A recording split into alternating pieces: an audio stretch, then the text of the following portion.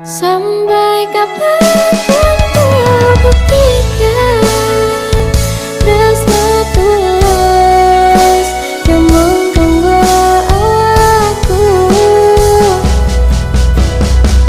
Sampai mati kan ku pastikan mergo mung kowe sing tak tresnani.